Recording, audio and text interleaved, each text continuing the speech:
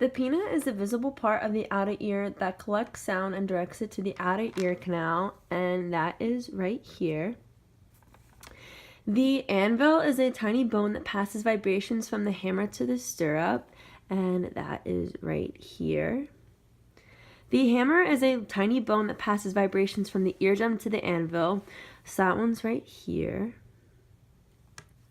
The cochlea is a spiral-shaped, fluid-filled inner ear structure lined with cilia that moves when vibrated and causes the nerve impulse to form, and that is right here. The stirrup is a tiny U-shaped bone that passes vibrations from the stirrup to the cochlea, and this is the smallest bone in the human body, and it is right there, a little blue dot. The eardrum, or the tympanic membrane, is a thin membrane that vibrates when sound waves reaches it, and that's right here. These semicircular canals are 3 loops of fluid-filled tubes that are attached to the cochlea in the inner ear, and they help us maintain our sense of balance, and they are right here. The Eustachian tube is a tube that connects the middle ear to the back of the nose, and it equalizes the pressure between the middle ear and the air outside. So it's like when you go on an airplane and you're changing altitude and you pop your ears, you equalize the air pressure in your middle ear, and that is right here. Hair cells line the cochlea's basilar membrane, and movement triggers impulses in the adjacent nerve cells. And the basilar membrane is right here, and the hair cells are inside of this. The basilar membrane is in the cochlea, and it contains many hair cells.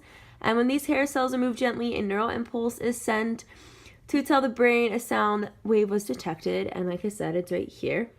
The axon of the nerve cells triggered by the hair cell movement converge to form the auditory nerve, which sends neural messages via the thalamus to the auditory cortex, right here.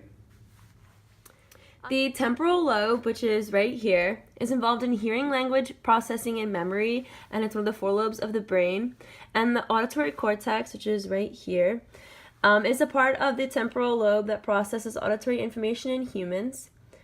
The auditory canal is a tube that runs from the outer ear to the middle ear, and sound goes through here after traveling through the pinna to the eardrum, and it is right here. The thalamus is where most sensory information first goes, then routed to the appropriate area of the cortex for processing. So in the ear, the thalamus gets neural messages from the auditory nerve, and that gets sent to the auditory cortex in the temporal lobe. So this is the outer ear, this is the middle ear, and this is the inner ear. And the pinna collects sound and directs it to the outer ear, channels that waves through the auditory canal to the eardrum, causing it to vibrate.